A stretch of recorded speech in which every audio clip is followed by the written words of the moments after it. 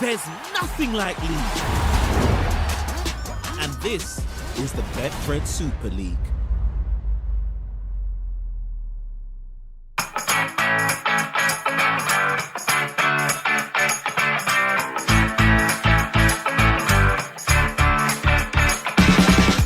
No!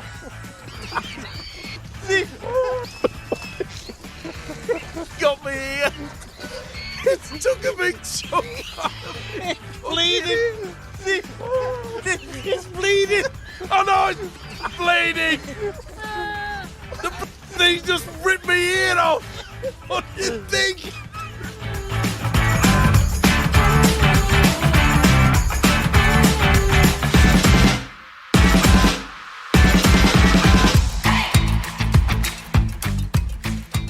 Hello again and welcome along to this week's edition of Eddie and Stevo, the podcast, here with the support of Betfred. Well, I'm delighted to say that Stevo is back with us this week. Thanks to Barry McDermott, by the way, for filling in for him last time. But Stevo's return is timely as we look back on a record-breaking Easter weekend. The Rivals Round, it was called, Stevo, and a new aggregate record attendance figure for the 6 games. Happy days! Well, it should be as well. I mean, when you think about it, it's all about attracting the fans to the game. Because we've got to make sure that we get the television contract, which, as far as I'm aware, has not even been discussed. But I look at it as saying, well, most of them were local derbies. So it's got to improve and give more interest to the league fan. So therefore, why do IMG want to get rid of the Magic Weekend? Because that's just what we've just had last weekend. We have had a Magic Weekend. There were full houses at Hull, Wigan and Catalan. The previous best figure was just over 79,000 set during Easter 2019. In 2023, that went up to 83,377. A real boost for the game at just the right time, as you say, with IMG sitting in the wings, looking at how to push the game forward. I don't think, though, Stevo, Magic Weekend this year, which they're saying is going to be the last, I don't think it's local derbies. But I'm with you. Whenever we went to Newcastle or Manchester or Cardiff or Murrayfield or wherever we went for the Magic Weekend, it was always local derbies and the fans flooded in. I'm sure IMG are working hard to make sure that our game will continue on for many, many years. That's their job. But it's also their job to take notice about what the fans are doing. Well, they've turned up and say, this is what we want, more derbies. Yeah, it was a great Easter weekend. It really was. Let's have a look at the matches. Look, it started off with Castleford and Wakefield. Wakefield doomed, Stevo. They've got a massive game coming up this week against the Lee Leopards. Mark Applegarth, the coach at Trinity, he says he'll battle on. But for how long can he be allowed to battle on with this 0-8 record so far? I think they are doomed, Eddie. It's sad, but there's a lot of things going on. And we have to go back to IMG again. Because maybe IMG have come up with something, because I feel that what they want is they want to get rid of relegation and promotion. They have it in Australia. We discussed it a couple of weeks ago. And it would be sad to see Wakefield go and be relegated. And yet, the following year, they'll probably say, well, we've got to go by this system that IMG have brought out. In other words, you worked it out, Eddie, a couple of weeks ago in regards to the fact that that most of the clubs are pretty safe, according to the points that they are bringing out from IMG. So I say it's going to be difficult, isn't it? It could be the fact that Wakefield could be the last team to be relegated. Now, I'm not saying that IMG are going to say that we won't have relegation. And if anybody wants to improve and come into Super League, then they've got to make sure they've got the finance there, they've got the players there, etc. and so forth. Copy what has happened in Australia. It's not hard to look and see how successful it is down under. Yeah, you made that point a couple of weeks ago, you did. And it's a shame for Wakefield because, you know, the old ground is getting redeveloped on the far side away from where we used to watch on the TV gantry. There's a new stand going in there. They've got this controversial new pitch, which presumably now is going to be okay because the weather's turning a bit warmer and the grass will grow. But they're making progress off the field, but they're taking back steps on the field. It's awful for them. It really is. Well, it certainly is, because it could be the last time, Eddie, that we have relegation and promotion. So maybe it's unfair. I don't know. But as far as I'm concerned, if they want to bring in and just get rid of relegation, then that suits me fine, because I know how successful it is down under. If you look at it and you see the way the games are going at the moment, the city of Kingston upon Hull has turned red. It was a record win for Hull Kingston Rovers in the Good Friday derby. Hull are on a downward spiral. They are in a real mess. 20 reports of 20 players off contract this year. I just wonder if Tony Smith is the new Darryl Powell of 2023. Could Hull go down, Stevo? Because they are on the slide and they've got all sorts of injury problems as well. Yeah, I think they claim that there's about 21 players off the contract this year. Well, if that's the case, that's mismanagement. That is bad management. If they've got to a situation when they haven't been able to sort out players' contracts, to leave it to the end of this season and 20 players off contract. Wow, I just can't believe that the Hull have allowed themselves to do that. And let's face it, they were woeful against Kingston Rovers. I'm taking nothing away from the red and whites. They played exceptionally well, but dearie me, it's a long time since I've seen the black and whites get hammered like that. Indeed so. As you say, all those players coming off contract, very similar to Warrington last year. But Tony Smith, he stamped his feet. The whole players, they got extra training over the Easter holiday. There was no days off for them. And Smith says players will be dropped. He dropped 5 for the derby. He's got Tex Hoy out, the fullback, and Jake Clifford is a huge doubt for this weekend. I don't know where he can go. Well, it's difficult for him when you think about it. Where are those players that are good enough to play at first grade? He's taking a huge gamble there. But we've seen it with, as you mentioned, Warrington, Darryl Powell. Everyone, the Warrington fans said, what is he doing? He's getting rid of him, getting rid of this, getting rid of that. They're not saying that now, are they? Maybe Tony Smith has come up with another wonderful idea to keep them, and who knows, to make them full-time and winning trophies yet again. He's done it before. Yes, he has. Wigan Saints, by the way, Stevo, on Good Friday. What an occasion. Biggest crowd in Wigan for 18 years. Fantastic. And Sunshine, the huge crowd, a great game. This is the face, isn't it? This is the face of rugby league in 2023. It's just wonderful to see. Okay, they had the sunshine, which does help. But to see so many fans, and we had some fantastic games. I mean, I was just enthralled by it all, and especially the Wigan St Challenge game. And guess what? I spotted someone who looked as though he had a new wig. And he looked a bit like you, Eddie. I thought Brian Carney looked all right, to be fair. I don't think he's got a new wig. No, I think he's dyed his hair, that's for sure. No, listen, on a serious note, I thought it was a fantastic game. And some of the other games, they were thrilling, enthralling. They were just absolutely... And it put a smile on my face. And I tell you what, it's taken a long time for me to look at the Super League situation, where we are and where we hope we're going, for me to put a smile on my face. But that last weekend, boy, ear to ear. Indeed so. Well, St Helens have also got big injury problems. Sione Matautia, he'll be out, well, at least for another week and probably longer, because this was his second head injury in a row. He failed an HIA after the Huddersfield game in round 6.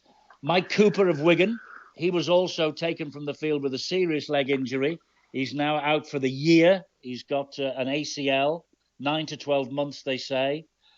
Injuries are starting to take their toll, but also taking their toll are the suspensions. Morgan Knowles, 5 games involved in that tackle.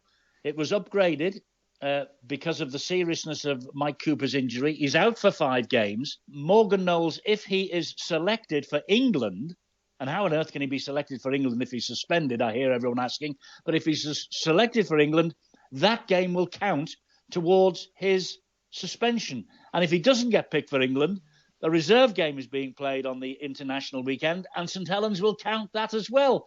I know in golf you play to the rules, but blimey, St Helens are using the rules here, aren't they? It's a load of rubbish, Eddie. I just cannot believe that the Super League itself is allowing something like that to happen. I mean, look, Cooper's out for the season, right? Knowles, okay, he's been suspended. He's got to work that term. You can't just fiddle and say, oh, well, he's playing for England and all that sort of thing. That's ridiculous. The sooner that RFL and Super League get their heads together and say, look, let's get rid of these little farcical little things that we try to do.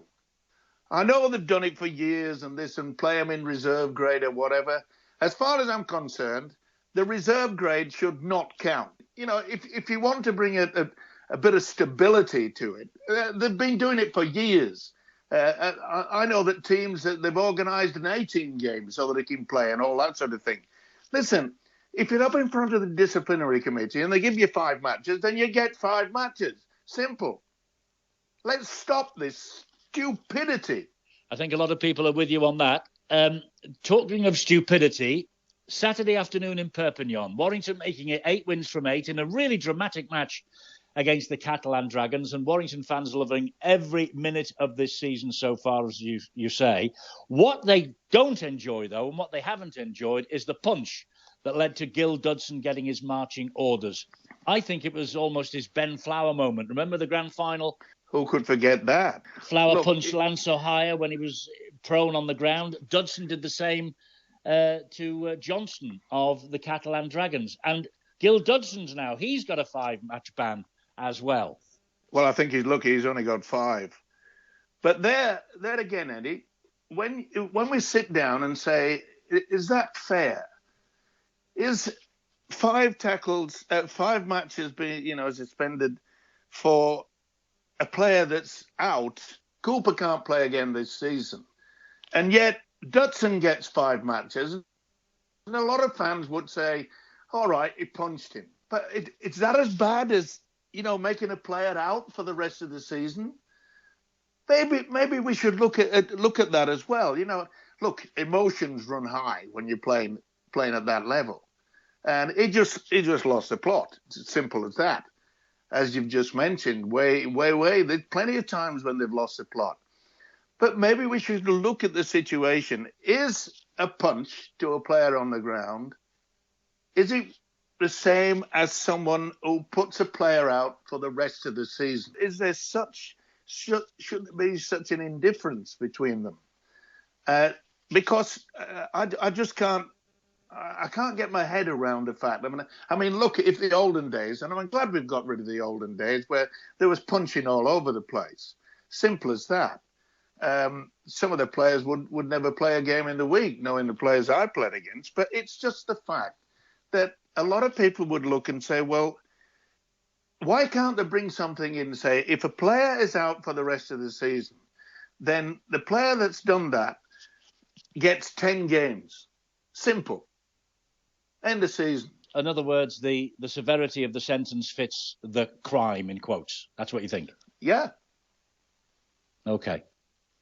Well, let's see. Why let's are see you if anything... against that? You sound a little bit confused. No, I'm just saying, I'm sure that no player goes out with the intention of causing another player, an opposition player, an injury that would finish his season. So you've got to temper the view a little bit. Yes, he's out for the rest of the campaign. It's a dreadful thing for Mike Cooper. Awful. He will come back. But you then, if you put the sentence massive against that sort of an injury, you're almost saying that it was premeditated. And I don't think in this game that is the case. I really don't.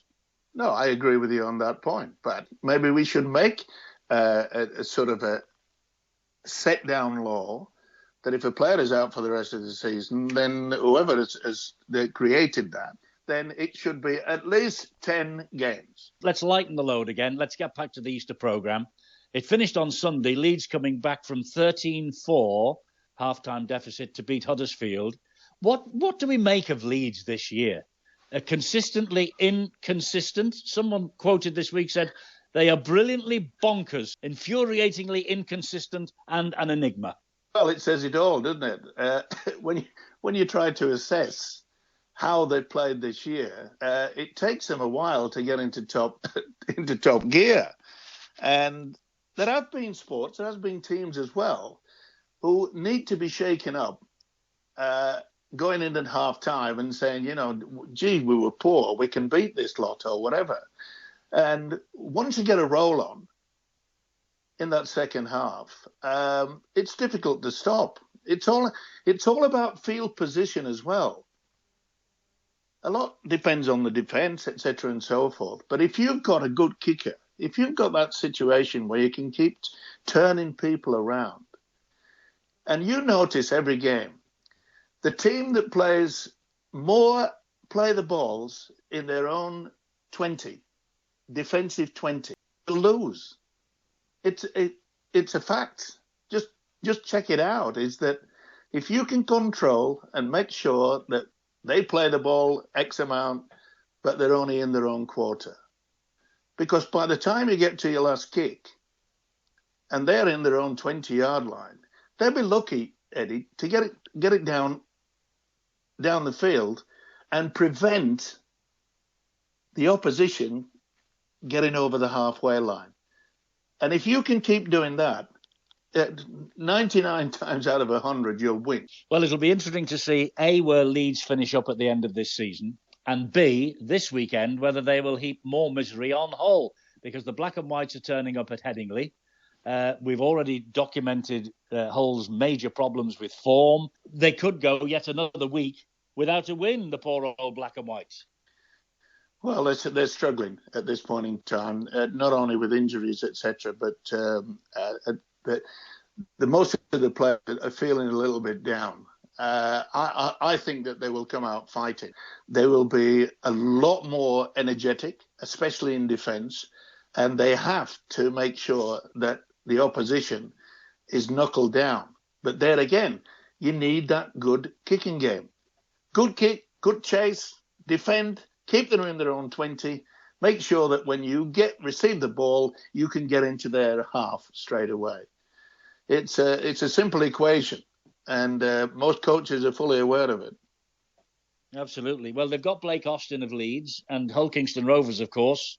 They've got Jordan Abdul, who's playing absolutely brilliantly. So it's going to be another fascinating weekend. I know Abdul's not playing in the match at Headingley, by the way, before people start jumping on the bandwagon. Talking of Leeds, they let Cruz Leeming leave the club recently. The form of young Jared O'Connor, I think, was a big factor in that decision. Well, Cruz Leeming is now down under in Australia, and he made his debut off the bench for the Gold Coast Titans on Sunday in a 2018 win against the Dragons. What a start. He only arrived in the country a few days. He touched down a few days before the match, came on off the bench, and apparently did really, really well. He's a great player. Obviously, look, Smith at Leeds decided that he wasn't the style of hooker that they needed. And I've got to say, O'Connor's fitted in exceptionally well. He's playing out of his skin. And look, if a coach says, I want you to play this way, and the player says, well, I'm not used to playing that way, then shake hands, see you later. He jumps on a plane, and that's, to my opinion, that's exactly what he's done. Because there are different styles in Australia than what they want to play here. And it's difficult to change a player, Eddie. Well, another notable performance in Australia came from the Penrith fullback, and this will cheer you up. Dylan Edwards, 4 tries for the Panthers in their 44-12 win against Manly. Manly beaten for the 4th time in a row by Penrith. Panthers, reigning premiers, of course, and second best, of course, in the World Cup Challenge to St. Helens. Let's mention that. But the reigning premiers, the second in the table again now. They've got over their shaky little start to the season. It doesn't surprise me, Eddie, because I think when you look at it, both Penrith and St. Helens went through a bit of a shady time, didn't they? When you think about it. So they've got the players, they've got the ability. But the full-back is just sensational. I've watched him for a long, long time. And, 4 tries, incredible. Yeah, absolutely brilliant. It's interesting, isn't it? You mentioned Penrith and St Helens. St Helens, I think, are going through the horrors as well with their injuries. But, they have been a little bit, let's say, leaden in defence. There's 1 or 2, I noticed on Friday, 1 or 2 of the players, after only a quarter of an hour, they were blowing for tugs. They look a bit leggy in defence. But you talk to Eamon McManus, you talk to any of the St Helens coaching staff, Paul Wellens, they would not swap a minute. They would not swap a minute of that 53 hours that they had coming back on the plane from Australia by not being the World Club champions. It's a fantastic accolade for Saints to have. Yeah, of course it is. To be world champions in anything. Dominoes, you name it. If you've got that word, world champions, and it was fully deserved. It was no fluke. But I suppose in many ways you can say, well, jet lag, especially the older players, maybe that affected them. We never know, Eddie. But let's face it, it's nice to blame something when you don't hit your straps at 100%. Fair enough. Listen, you and I have done that many, many times. Oh, it's always jet lag. I was always jet lag going to Hull.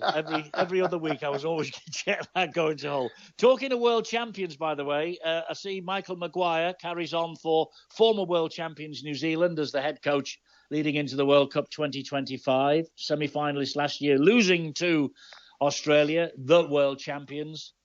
Those two nations, Stevo, more often than not, they seem to meet in the semi-final of the World Cup. Is that the way that the organisers make sure only one of them gets to the final and they spread it around a bit, do you think? Are you trying to say that the World Organisation of Rugby League would even dream of doing something like that? Well, are you also trying to say that may make it easier for England to get to the final? Yeah, I think that's disparaging, Eddie.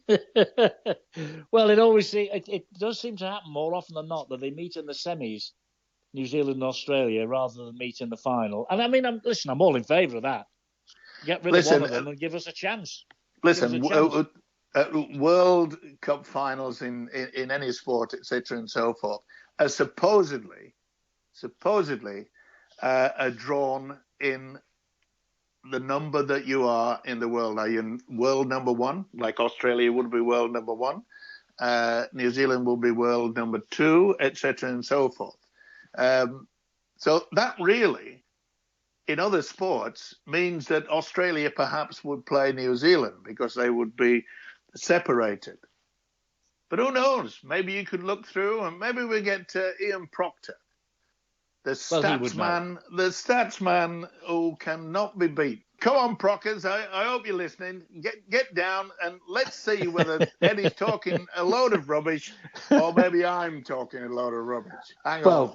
Don't worry, Ian. We can tell you what the answer to those. I was going to say, you don't need Ian Proctor to tell us that. That is for sure. Yeah, that is for sure. Yeah. Look, talking of Prockers, he was on duty all over last weekend. And before we depart this week, a quick pat on the back for our old colleagues at Sky Sports. 7 games live over the Easter holiday, all 6 from the Betfred Super League, plus the opening match of the Women's Super League season, Leeds against York Falconry, a repeat of last year's grand final. Now, hey, we're testament to the fact that this is not a proper job, being on telly. It's a lot of fun and highly enjoyable, but I thought that Brian and the boys and girls did a magnificent job. Well done to all of them, eh? Sky do a fantastic job. We're biased. We worked there for well over 20-odd years, and I thought that it was a wonderful weekend, and I'm with you. Well done. Well done to them. Well done to you as well, Stevo. Great to have you back. And hey, let's talk again next week, okay? Sounds good to me, top man.